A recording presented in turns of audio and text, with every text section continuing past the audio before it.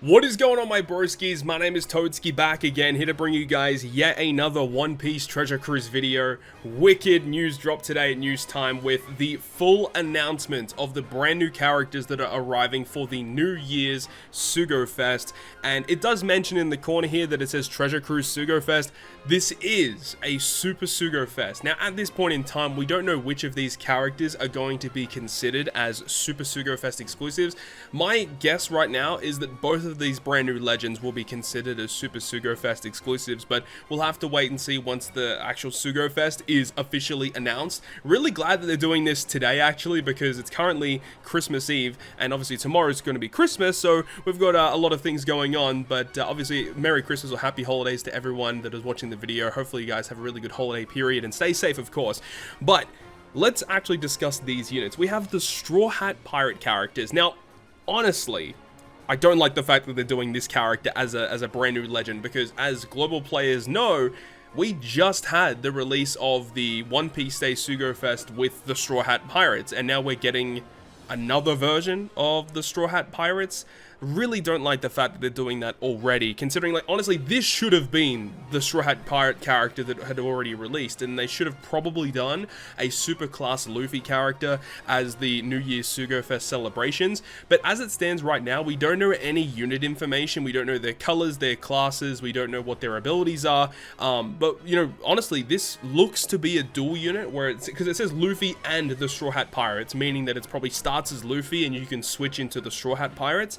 That's my assumption right now, but there is still an opportunity for them to potentially release it as a superclass character, and all of the Straw Hats are included on it. That definitely could be a possibility. But I mean, just having a look here at this special animation, if for those of you who have seen opening 20, is it 22 or 23 out right now? The latest opening of One Piece is very reminiscent of this special animation. I think they've done a fantastic job with this special animation, showing off all of the Straw Hat Pirates in their grand glory, and of course, Luffy himself looks so good at the end of this animation. They've done a really good job with the haki. It looks so clean. There's Jinbei, and here he is, Luffy. Let's go, dude. And as I said, you know, they could potentially release this character as like a super class unit or a super type unit, but the way that this batch has kind of been built, it looks to be that this batch is just a batch of dual units. That's what it looks like, which is a very weird choice for New Year's, especially when we get to the next character, which is the more exciting of the two. So this animation is going to play. It looks amazing, but then we have this. We have Goldie Roger and Edward Newgate, Clash of the Mighty, as I let that play there. Clash of the Mighty. What an amazing unit. However, we have to say this off the bat. This does not look to be a versus unit. Oddly enough, it looks to be a dual unit also. You can see that in this sprite artwork that Roger and Whitebeard are actually together, and another thing as well is that later on we'll actually see in this video that it looks to be that in the icon of like the crew, like in actual gameplay, that Goldie, Roger, and Whitebeard, it looks to be a dual unit. Like, it actually has like a super swap gauge on it as well, and it looks to be a dual unit, unfortunately. And it's kind of weird, because out of every character to be a versus unit in the game, this would be probably up there with people's most wanted versus units. It doesn't make a lot of sense for it to be a dual unit, but for some reason they decided to go with it. It's like, I just don't get it. It just doesn't make a lot of sense. It's like making Ace and Akainu a dual unit. Like, that doesn't make a lot of sense, right? And they've done the same thing here. Like, we get it that, you know, Newgate and Roger, they're friendly with each other, but as a dual unit, especially for the animation that they went for, it makes perfect sense to make it a versus unit, and they just haven't gone that route. So it's a bit of a weird choice, honestly, but all of that aside, the animation that they have built for this character looks amazing. Definitely one of my favorite special animations in the game, for sure. Probably is my favorite special animation at this point. They did a really good job with it. But man, I'm excited to see what this character does, especially with the release of the recent Kaido and the lead performers character. The really good thing about those units is that their solo captain effects have amazing attack multipliers. So if that is anything to go off of for this brand new character, then I'm going to be super excited, right? Because we know that with the Kaido and the lead performers, they are 4.5 times captains in their solo form, and in their dual form, they're a 5 times captain. And for a character as big as this, I wouldn't be shocked if this character is like a 4.75 or even a 5 times in their solo form, and then maybe in their dual form, they still stay as a 5 times boost, but they get like crazy effects or something like that in their dual form. That could also be a possibility as well. But I'm just really hoping that they do this character justice and they give them really good multipliers and very unique abilities. We saw with Goldie Roger last year, right? Goldie Roger had that really unique ability to not only remove all despair on your team whenever it's inflicted to you, but the ability to resist the beneficial effect removal or the accumulated values removal. If they give this character something similar, or it's like something on that same level of uniqueness, I would be super happy with that. But again, we'll have to wait and see what this character actually does and their typings and what their actually abilities are going to be and their super swap ability, and what are they going to have anything like Kaido Crew where they reduce the amount of super swaps required in their captain. Like, that would be pretty cool as well. But man, this is like one of the most anticipated characters to ever release in One Piece Treasure Cruise, and this is the perfect time to release it. So I'm super excited to see what he actually does. So the next character that they've revealed in this batch is going to be Shanks and Buggy. So they're really hammering home on this Roger versus Whitebeard stuff. So of course we've got Shanks and Buggy from Roger's crew. The next character after this is also from Roger's crew as well. But again, as I said, this is basically an entire batch of dual units. Now there's no confirmation that they are dual units yet, but it's a pretty safe assumption to say that this is going to be a dual unit. And this is awesome. I know that my girl Karissa is so excited about this one.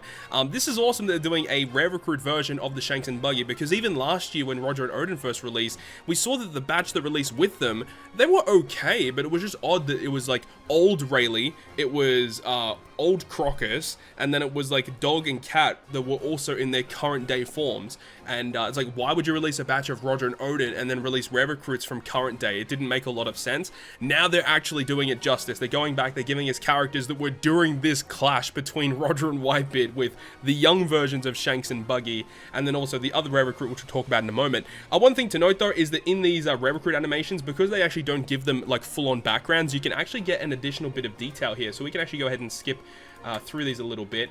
It's hard to see, but basically through this we can actually see that it's hard to see through on the video. You guys will definitely not see it on the video, but through this, when there's a bit of space here, you can see there's rainbow slots for some reason. Really, really weird. Another thing as well is that there is a character on the side here that we actually can't tell what it is.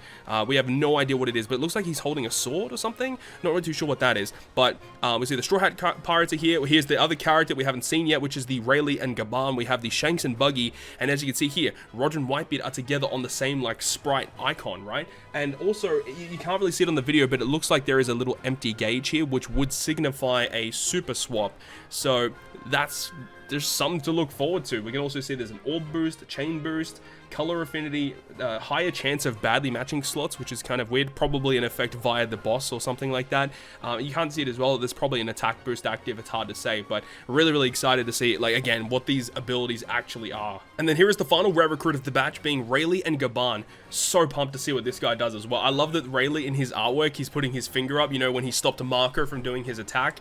So cool they decided to do that. But in this little animation here, you can see that there is actually special bind inflicted to the team. And because this guy's actually using his special, it would lead me to believe that this character likely removes special bind in some capacity, right? That would make a lot of sense.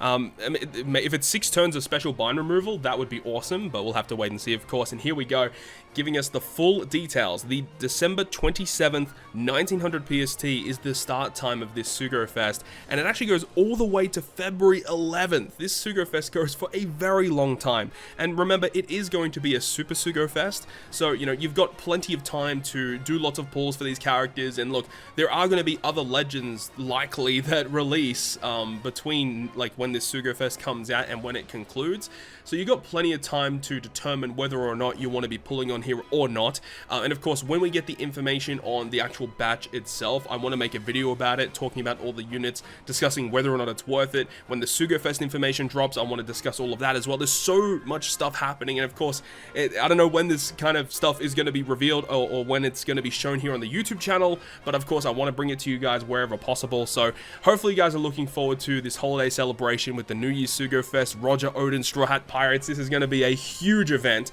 Hopefully you guys have enjoyed the video today. Let me know down below in the comment section, what is it that you want to see from Roger versus Whitebeard, because at the moment we have absolutely no idea what this character does, but I'm so pumped to see what he actually does though. Oh, it's going to be so good. Hopefully you guys enjoyed the video today. If you guys did, make sure to go ahead and leave a like, and if you want to stay up to date with all the content that I post, including more One Piece Treasure Cruise content, make sure to hit the subscribe button down below. But on that, guys, I'll see you guys within the next video.